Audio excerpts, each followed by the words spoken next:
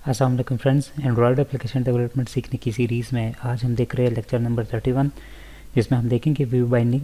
तो view binding जो है ये हमारे पास एक लाइब्रेरी है जो कि हम यूज़ करते हैं ज़्यादातर यूआई से रिलेटेड का जो कोड होता है उसको ईजी बनाने के लिए। ठीक है, तो आपको मैं यहाँ पर एक लिंक भी दिखा देता हूँ यहाँ पर, जो कि है हमारे पास एंड्रॉयड की जो ऑफिशियल वेबसाइट है वहाँ पर आपको मिल जाएगा। और ये लिंक भी आपको मैं डिस्क्रिप्शन में दे दूंगा, या आप सिंपल गूगल में भी टाइप कर सकते हैं व्हाट इज़ व्यू बाइंडिंग या व्यू बाइंडिंग एंड्रॉयड डेवलपर्स, तो आपको ये लिंक देखने को मिलेगा। तो यहाँ पर ये बता रहे कि ये हमारे पास आर्किटेक्चर कंपोनेंट का एक हिस्सा है, आर्किटेक्चरल कंपोनेंट के यूआई लेयर की लाइब्रेरीज़ का एक हिस्सा है। ठीक है, और इसका काम क्या होता है, तो ये आपको टॉप जो ये पहली लाइन है यहाँ पर आपको देखने को मिल रहा है कि इसका काम कोड को आसान बनाना है, उस कोड को आसान बनाना जो कि इंटरेक्ट करता है व्यूज़ के साथ। मतलब मिसाल के तौर पर बटन है, टेक्स्ट व्यूज़ है, तो ये सारे क्या है हमारे पास, ये व्यूज़ है। तो इनसे रिलेटेड जो कोडिंग होती है, मतलब किसी टेक्स्ट को चेंज करना है, किसी बटन पे क्लिक लगाना है या कुछ, तो उनकी जो कोडिंग होती है उनको ईजी बना देता है। ठीक है, व्यू बाइंडिंग की जो लाइब्रेरी है, तो इसको ज़्यादातर हम यूज़ करते हैं। सरसरी से मैं यहाँ तक बता देता हूँ कि इसको हम ज़्यादातर यूज़ करते हैं फाइंड व्यू बाय आईडी के जो मेथड होता है उसको रिप्लेस करने के लिए। जैसे अभी तक आप देखते आ रहे हैं हम कैसे करते हैं कि हम अगर कोई बटन यूज़ करना चाहते तो पहले हम XML में यूज़ कर लेते हैं, उस बटन का टैग यूज़ करते हुए एक बटन बनाते, फिर हम बटन को कोई आईडी देते हैं और फिर उसी आईडी के थ्रू हम जो उसकी जावा फाइल होती है या जो एक्टिविटी की फ़ाइल होती है वहाँ पर हम क्या कर देते हैं, वहाँ पर हम फाइंड व्यू बाय आईडी के थ्रू पहले एक ऑब्जेक्ट बना देते हैं और फिर हम फाइंड व्यू बाय आईडी के थ्रू उसको इनिशियलाइज़ करके तब उसको हम यूज़ कर पाते हैं। तो ये सारा जो प्रोसेस है ये थोड़ा सा लेंथी है, तो इस चीज़ से बचने के लिए हम क्या कर लेते हैं, व्यू बाइंडिंग को यूज़ करते हैं। तो इसको यूज़ कैसे करते हैं मैं आपको बता देता हूँ। यहाँ पर हम जाते हैं अपनी प्रोजेक्ट की जो है ग्रेडल फाइल में। तो ग्रेडल हमारे पास यहाँ से आपको जो है अगर नहीं मिलता तो ये प्रोजेक्ट का जो है पैकेज साइड पे लेफ़्ट टॉप कॉर्नर पे यहाँ पर आप क्लिक करते हैं और यहाँ पर आपके पास ग्रेडल स्क्रिप्ट्स आ जाती है। ये जो मॉड्यूल लेवल का है, ऐप लेवल का, इसको आप ओपन करेंगे। यहाँ पर आपके पास आप देख सकते हैं एंड्रॉयड का जो स्कोप है यहाँ से स्टार्ट हुआ है, यहाँ पे एंड हुआ है। ठीक है, इसके दरमियान आप किसी जगह पर भी टाइप कर सकते हैं। हमने इसी तरह का एक स्कोप बनाना है जो कि है बिल्ड फीचर्स। ठीक है, बिल्ड फीचर्स, और यहाँ पर आपने फ़ीचर का नाम बताना कि कौन सा फ़ीचर आपने जो है अटैच करना है या बिल्ड करना है। तो व्यू बाइंडिंग का जो फ़ीचर है वो हमने इनेबल करना है यहाँ से। बस यहाँ से आप अपने प्रोजेक्ट को यहाँ से सिंक कर दें, सिंक नाउ। प्रोजेक्ट जो है हमारे पास सिंक सक्सेसफुली हो गया है। अब यहाँ से मैं इसको क्लोज़ कर देता हूँ। अब हम क्या करेंगे कि हम अगर बाइंडिंग को यूज़ करना चाहते तो बाइंडिंग हम ऐसे डायरेक्ट तो यूज़ नहीं कर सकते कि मतलब है क्या चीज़। तो हमारे पास ये है क्या चीज़ कि ये हमारे पास क्या कर देता है, जैसे ही हम व्यू बाइंडिंग को इनेबल कर देते हैं तो हमारे पास ऑटोमेटिकली यहाँ पर ये जो रिसोर्सेज के अंदर लेआउट का पैकेज है, इसके अंदर जितनी भी XMLs है, इस वक्त हमारे पास सिर्फ एक ही है, जितनी भी XMLs है तो सारों के लिए हमारे पास क्या हो जाता है, सारों के लिए हमारे पास एक कस्टम जावा क्लास बन जाती है। जैसे ये बाकी क्लासेस है, एक्टिविटी की क्लासेस होती है, कई सारी क्लासेस होती है, तो हमारे पास हर एक XML के लिए एक सेपरेट क्लास बनती है और उस क्लास को बाइंडिंग के साथ इनिशियलाइज़ किया जाता है। डिफ़ॉल्ट उसके जितने भी व्यूज़ होते हैं ना, जैसे मैं इस एक्टिविटी मेन के XML में जाता हूँ तो इसके अंदर जितने भी व्यूज़ है, जैसे ये एडिट टेक्स्ट है, ये बटन है, ये टेक्स्ट व्यू है, इसी तरीके से और भी कई सारे व्यूज़ हो सकते हैं। तो जितने भी व्यूज़ है इन सारों की जो फाइंड व्यू बाय आईडी वाला काम होता है वो उस क्लास के अंदर ऑलरेडी मौजूद होता है। हम उस क्लास के थ्रू क्या कर देते हैं, डायरेक्ट हम रेफरेंस ले लेते हैं, मतलब डायरेक्ट हम उस क्लास का ऑब्जेक्ट बनाते हैं। जैसे फॉर एग्जांपल एक्टिविटी मेन है तो उसकी क्लास का नाम होगा एक्टिविटी मेन बाइंडिंग, उसका एक ऑब्जेक्ट बना लेंगे। उस ऑब्जेक्ट के साथ डायरेक्ट हम जैसे कि बाकी वेरिएबल्स हम बनाते हैं और उसके क्लासेस का जो है ऑब्जेक्ट बनाते हैं और उसके जो मेंबर वेरिएबल्स होते हैं या मेंबर फंक्शंस होते हैं उनको हम कॉल कर सकते हैं।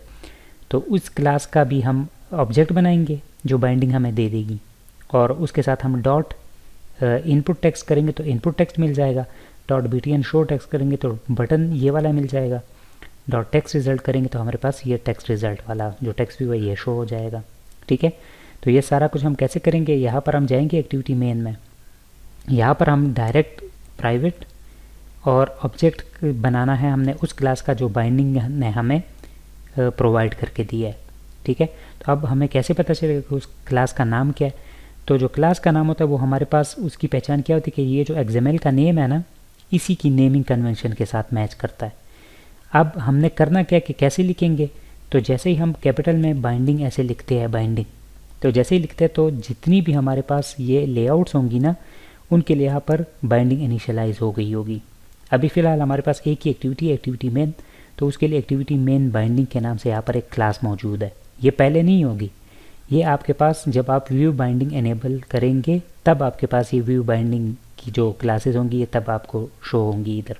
ठीक है, तो एक्टिविटी मेन बाइंडिंग की जो क्लास है ये आपको मिल गई है, जो कि ऑलरेडी आप अगर इस पर क्लिक करके यहाँ पर इसका ऑब्जेक्ट बना लेते हैं और इस पर कंट्रोल और इस पर क्लिक करें तो आप देख सकते हैं आपको उसी XML के ऊपर ले गया है जो कि एक्टिविटी मेन की XML लेआउट है। तो इससे पता चलता है कि ये वो वाली क्लास है जो व्यू बाइंडिंग ने आपके लिए इस XML के लिए बनाई है। ठीक है, तो मैं वापस जाता हूँ जावा में और यहाँ से मैं क्या कर लेता हूँ, इसका एक ऑब्जेक्ट बना लेता हूँ और ऑब्जेक्ट को हम कोई भी नाम दे सकते हैं, लेट्स से बाइंडिंग नाम मैंने दे दिया। ठीक है, अभी ऑब्जेक्ट तो बन गया लेकिन ये इनिशियलाइज नहीं हुआ, तो इसको इनिशियलाइज हम कैसे करेंगे, यहाँ पर मैं क्या कर लेता हूँ, यहाँ पर इसको इनिशियलाइज कर लेता हूँ। तो बाइंडिंग इक्वल और activity main binding dot inflate, ये जो हमारे पास एक्टिविटी मेन बाइंडिंग है इसके साथ एक मेथड होता है इन्फ्लेट का, और उस इन्फ्लेट का जो मेथड होता है उसको दो तरह के उसके जो है हमारे पास ओवरलोडेड मेथड्स है। एक में सिंपल हम लेआउट इन्फ्लेटर पास करते हैं तो वो हमें एक्टिविटी मेन बाइंडिंग का ऑब्जेक्ट रिटर्न करता है। ठीक है, और एक हमारे पास है दूसरा मेथड जिसको हम लेआउट इन्फ्लेटर पास करते हैं, व्यू ग्रुप पास करते हैं और अटैच टू रूट पास करते हैं, मतलब बूलियन वैल्यू पास करते हैं। तो हम यूज़ करेंगे ये फर्स्ट वाला क्योंकि हमारे पास ऑलरेडी लेआउट इन्फ्लेटर किसी भी एक्टिविटी या फ्रेगमेंट के लिए ऑलरेडी कॉल हुआ होता है, तो हम ये वाला यूज़ कर लेंगे और इसके अंदर हम पास कर लेंगे गेट लेआउट इन्फ्लेटर। अब ये जो गेट लेआउट इन्फ्लेटर है ये किस तरह हमें मिल जाता है कि हमारी इसी सीरीज़ में मैंने एक वीडियो मैंने बनाई है लेआउट इन्फ्लेटर का, पता नहीं कौन सा लेक्चर है लेकिन आप अगर प्लेलिस्ट में देखें लेआउट इन्फ्लेटर हमारी सीरीज़ में तो आप देख सकते हैं कि वहाँ पर मैंने डिटेल में आपको बताया हुआ कि लेआउट इन्फ्लेटर क्या है और क्यों कॉल होता है, किस तरह कॉल होता है। तो यहाँ पर बहरहाल जो एक्टिविटी होती है या फ्रेगमेंट होता है उसके साथ ऑटोमेटिकली हमारे पास जो है कंपाइलेशन करते वक्त हमारे पास जो लेआउट इन्फ्लेटर है वो कॉल हो चुका होता है। ठीक है, तो वो हमें लेआउट इन्फ्लेटर यहाँ से इसी एक्टिविटी का मिल जाएगा गेट लेआउट इन्फ्लेटर और वो इसमें हम पास कर देंगे। तो बाइंडिंग जो है वो अब इनिशियलाइज हो चुकी है। अब हमारे पास बारी आती है ये जो सेट कंटेंट व्यू है, इसका बेसिक पर्पज़ क्या होता है ये भी आपको पहले से ही पता होगा लेकिन मैं अभी फ़िलहाल बता भी देता हूँ कि एक्टिविटी के अंदर जो जावा फाइल है जैसे ही वो रन होगी तो उसके ऊपर लेआउट कौन सा शो करना है वो ये चीज़ बताती है। ये यहाँ पर हम वो व्यू पास करते हैं, उस व्यू की जो है हम क्या पास करते हैं, रिसोर्स आईडी पास कर सकते हैं या व्यू पास कर सकते हैं या व्यू और साथ लेआउट पैरामीटर्स पास कर सकते हैं। इस वक्त हम लेआउट की जो आईडी है वो पास कर रहे हैं और कौन सी आईडी, एक्टिविटी मेन की आईडी। ठीक है, r.layout.activity main। तो इसके अंदर अब हम ये चीज़ पास नहीं करेंगे, हम ये जो बाइंडिंग है ना इसको पास कर देंगे, लेकिन बाइंडिंग अगर हम पास करते तो ये तो हमारे पास बाइंडिंग का ऑब्जेक्ट है, ये कोई व्यू तो नहीं है।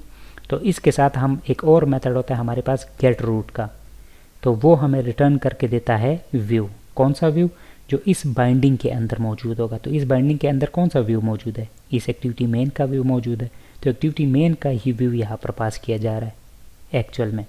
ठीक है, तो हमारा ये मसला भी सॉल्व हो गया।